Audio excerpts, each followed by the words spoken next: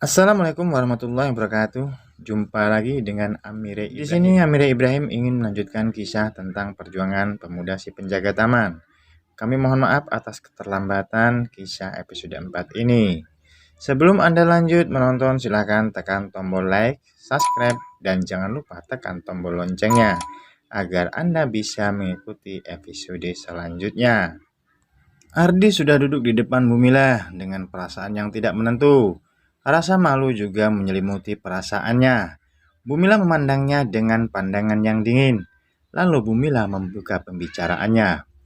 Ardi, kenapa kau meninggalkan rapat? Kenapa kau lebih mementingkan kepentinganmu sendiri, tapi kau mengabaikan kepentingan dalam perusahaan ini?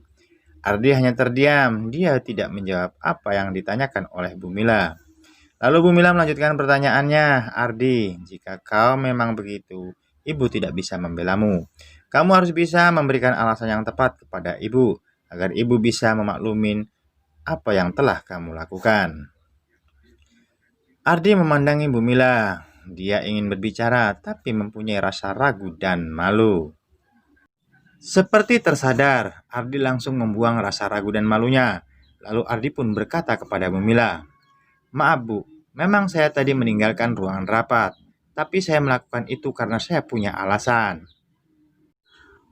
Bumila diam mendengarkan apa yang dijelaskan oleh Ardi. Bumila juga berpikir nggak mungkin seorang Ardi bisa melakukan hal seperti ini jika tidak punya alasan yang tepat. Bumila mencoba mencari dan menebak apa sebenarnya yang terjadi pada Ardi. Kenapa dia begitu mudahnya mengabaikan urusan dalam perusahaan. Ardi meneruskan pembicaraannya. Mabu, tadi di saat saya ingin menuju ke ruangan meeting, saya mendapatkan telepon dari Imad. Imad mengatakan bahwa mobil yang dibawa oleh kakak saya itu mengalami kecelakaan. Saya kaget dan saya kepikiran dengan nasib kakak saya. Saya langsung menuju ke rumah sakit, tapi alhamdulillah, ternyata setelah sampai di sana bukan kakak saya yang membawa Bu. Itulah sebabnya kenapa saya meninggalkan urusan meeting tadi. Mungkin bagi orang lain itu bukan urusan yang penting, Bu, tapi bagi saya, keluarga saya adalah yang terpenting bagi saya. Karena kakak saya adalah orang yang benar-benar mendukung dan tahu dengan kondisi saya. Saya juga tidak mau terjadi apa-apa pada dirinya. Saya rela, Bu, kehilangan semuanya, kehilangan apa saja, tapi jangan sampai keluarga saya, jawab Ardi kepada Bumila untuk menjelaskannya. Bumila hanya diam sambil mengangguk-anggukkan kepalanya. Lalu Bumila berkata kepada Ardi, Ya sudah, kalau memang itu yang terjadi, biar nanti ibu bicarakan ini kepada Pak Dani. Mudah-mudahan Pak Dani bisa menerima alasanmu. Sekarang kembalilah ke ruang kerjamu. Kerjakan apa yang menjadi tugasmu. Dan jangan lupa, jangan kau ulangi lagi perbuatan itu, kata Bumila kepada Ardi. Baik Bu, terima kasih, jawab Ardi. Lalu Ardi pergi meninggalkan ruangan Bumila menuju ke ruangannya. Baru saja Ardi keluar dari ruangan Bumila, ternyata di sana ada Handoko. Ternyata Handoko dari tadi menguping pembicaraan Ardi dengan Bumila. Lalu Handoko mencibir kepada Ardi sambil berkata, Dasar si penjaga taman. Sampai kapanpun penjaga taman tetap akan menjadi penjaga taman. Tunggu saja nanti, kau pasti akan kembali menjadi penjaga taman. Dan posisimu yang sekarang pasti aku yang akan mendudukinya. Tanggung jawabmu nggak ada, cara kerjamu juga tidak benar. Aku yakin tidak lama lagi kamu pasti akan berhenti dari pekerjaan ini. Dan siap-siaplah untuk kembali menjadi penjaga taman, kata Handoko kepada Ardi. Ardi terdiam hanya menoleh sebentar, lalu dia langsung melangkahkan kakinya menuju ke ruangannya. Alasan Ardi sudah sampai ke telinga Pak Dani, dan Pak Dani pun bisa menerima alasan itu. Tapi Pak Dani dan Bumila ingin membuktikannya. Mereka berdua berencana untuk ke rumah sakit, untuk menemui orang yang mendapatkan musibah itu. Mereka ingin meyakinkan diri mereka bahwa Ardi benar-benar berkata apa adanya. Setelah sampai di ruangannya, Ardi segera memeriksa berkas-berkas yang akan dikerjakannya. Baru saja Ardi mulai membuka berkas itu, maka datanglah Heni. Maaf Pak Ardi, saya ingin bicara dengan Bapak. Ardi menoleh. Iya Hen, apa yang ingin kamu sampaikan? Sampaikan saja. Maaf Pak, tidak bisa di sini, kata Heni. Pak Ardi terdiam sesaat, lalu memandang ke arah Heni sambil bertanya, apa sebenarnya yang ingin kamu sampaikan, Hen? Maaf Pak, ada hal yang sangat penting yang ingin saya sampaikan kepada Bapak. Dan ini menyangkut Bapak dan Pak Handoko. Saya tidak mau terjadi sesuatu yang tidak baik kepada Bapak, kata Henny kepada Ardi. Ardi terdiam, dia berpikir apa sebenarnya yang akan disampaikan oleh Henny. Lalu Henny melanjutkan pembicaraannya. Maaf Pak, jika Bapak ada waktu dan berkenan, nanti setelah jam istirahat saya ingin bicara dengan Bapak, kata Henny kepada Ardi.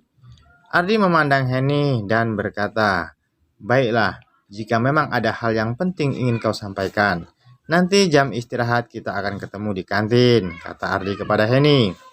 Tapi Henny segera menyanggah pembicaraan Ardi. Tidak Pak, saya tidak bisa menyampaikan ini di kantin, karena di kantin pasti ramai orang. Saya hanya akan menyampaikan ini kepada Pak Ardi.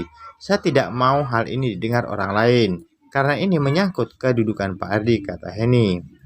Handoko terlihat bingung. Apa sebenarnya yang ingin disampaikan oleh Henny? Kenapa dia tidak mau menyampaikan di tempat umum? Handoko berpikir keras, mengira-ngira apa yang akan disampaikan oleh Henny kepadanya. Lalu Ardi berkata kepada Henny, ya sudah, nanti kita ketemu di warung seberang setelah jam istirahat. Kamu bisa sampaikan apa yang ingin kamu sampaikan kepada saya. Di sana aman, tidak ada karyawan sini yang menyeberang untuk belanja di sana. Henny terlihat senang mendengar jawaban Ardi. Henny berpikir dia akan segera bisa menyampaikan apa yang ia ketahui. Henny tidak ingin Ardi mendapatkan masalah yang sangat berat. Untuk itu, Henny perlu menyampaikan hal ini kepada Ardi, pikiran Henny. Dengan dia menyampaikan ini, dia berharap Ardi bisa lebih berhati-hati lagi. Entah apa sebenarnya yang dikatai oleh Henny. Begitu juga dengan Ardi. Dia merasa sangat penasaran. Apa sebenarnya yang ingin disampaikan oleh Henny kepadanya. Tapi Ardi tidak bisa menebak-nebak. Dia juga tidak bisa mengira-ngira apa sebenarnya yang diketahui oleh Henny. Sementara di tempat lain, terlihat Handoko sedang asyik berbicara dengan Yanti. Entah apa yang mereka bicarakan. Sesekali mereka tertawa terbahak-bahak, seakan-akan mereka mendapatkan kepuasan dan kesenangan. Tepat jam 1 siang, Ardi memasuki ruangannya lagi. Ardi baru saja habis menemui Henny di kantin seberang jalan. Entah apa yang Henny bicarakan dengan Ardi. Setelah di dalam ruangan, tampak Ardi berjalan mondar-mandir. Tampak ia sedang berpikir keras. Ada rasa yakin dan ragu di raut wajahnya. Ia tampak bingung dan mengira-ngira apa sebenarnya yang terjadi. Kenapa Henny bisa berbicara seperti itu? Entah apa sebenarnya yang sudah Henny sampaikan kepada Ardi, sehingga membuat Ardi tampak seperti orang bingung dan tidak percaya. Tapi itulah yang terjadi. Sementara di tempat lain, terlihat Handoko sedang terburu-buru menuju ke ruangan Pak Dani. Hando ingin menemui Pak Dani. Entah apa yang ingin dibicarakan Handoko, karena Pak Dani tidak memanggilnya. Di dalam ruangan Pak Dani, hanya ada Handoko dan Pak Dani. Mereka berdua terlihat terlibat dalam pembicaraan yang sangat serius. Sesekali Pak Handoko melihatkan Roman muka yang sangat kaget. Dan Handoko hanya tersenyum. Entah apa sebenarnya yang mereka bahas. Lalu tak lama kemudian mereka pun menyudahi pembicaraan. Dan Handoko keluar meninggalkan ruangan Pak Dani. Setelah Handoko keluar, Pak Dani pun segera menelpon seseorang memerintahkannya untuk datang ke ruangannya. Tidak berselang lama, tampak Bu Mila yang datang memasuki ruangan Pak Dani. Lalu Bu Mila berkata kepada Pak Dani, maaf Pak Dani, ada apa sebenarnya? Kenapa Pak Dani mendadak memanggil saya dan ingin menyampaikan hal yang sangat penting? Kira-kira hal apa itu Pak Dani? Tidak biasanya Pak Dani seperti ini, kata Bu Mila. Pak Dani mempersilahkan Bu Mila untuk duduk. Duduk dulu Bu Mila. Kenapa Bu Mila sudah banyak bertanya, sementara Bu Mila masih berdiri, kata Pak Dani. Maaf Pak, bukan karena saya tidak sopan. Cuman saya sangat penasaran. Kenapa Pak Dani tiba-tiba memanggil saya? Tidak biasanya seperti ini. Biasanya Pak Dani kalau ada sesuatu hal yang ingin disampaikan melalui rapat ataupun meeting. Tapi sekarang Pak Dani memanggil saya ke ruangan Pak Dani. Saya jadi curiga dan khawatir. Ada apa ini? Apa ada hal serius yang sedang terjadi dan saya tidak mengetahuinya? Pak Dani hanya tersenyum, lalu beliau berkata, "Bu Mila, ternyata kita salah menilai seseorang. Sekarang sedang terjadi ketidakbenaran dalam perusahaan ini, dan kita tidak menyadarinya. Untung saja Handoko membicarakan hal ini kepada saya. Coba kalau Handoko tidak berbicara, maka saya tidak akan tahu, dan kita semua juga tidak akan tahu." Bu Mila terlihat bingung. Sebenarnya apa yang sedang dibicarakan oleh Pak Dani? Siapa yang telah melakukan kesalahan? Bu Mila berpikir, bukankah tadi Pak Dani sudah bisa menerima alasan dari Ardi kenapa Ardi meninggalkan Rafat? Tapi kenapa sekarang Pak Handoko bersikap demikian? Apa sebenarnya yang terjadi? Sudahlah Pak, tidak usah main teka-teki. Saya jadi tambah penasaran. Apa sebenarnya yang terjadi? Siapa yang melakukan kesalahan? Dan kesalahan apa yang telah dilakukannya? Apa hubungannya dengan perusahaan? Kata Bu Mila kepada Pak Dani. Pak Dani hanya menarik napas, lalu berkata kepada Bu Mila, "Bu Mila, coba Bu Mila jawab pertanyaan saya. Kalau menurut Bu Mila, bagaimanakah Ardi itu orangnya? Apakah dia tipe orang yang baik atau tidak? Orang yang bisa dipercaya atau tidak? Ini hanya pertanyaan. Coba jawab saya." Bu Mila tambah bingung mendapat pertanyaan dari Pak Dani. Kenapa Pak Dani menanyakan tentang Ardi dengan pertanyaan yang seperti itu? Apa sebenarnya yang terjadi? Lalu Bu Mila menjawab, "Maaf Pak, kalau menurut saya Ardi itu orangnya baik, disiplin dan penuh tanggung jawab. Dia juga sangat cerdas. Dia selalu dapat memutuskan hal-hal yang sangat rumit. Itu kalau menurut saya. Tapi saya tidak tahu bagaimana kalau menurut penilaian Bapak." Pak Dani berdiri dari tempat duduknya.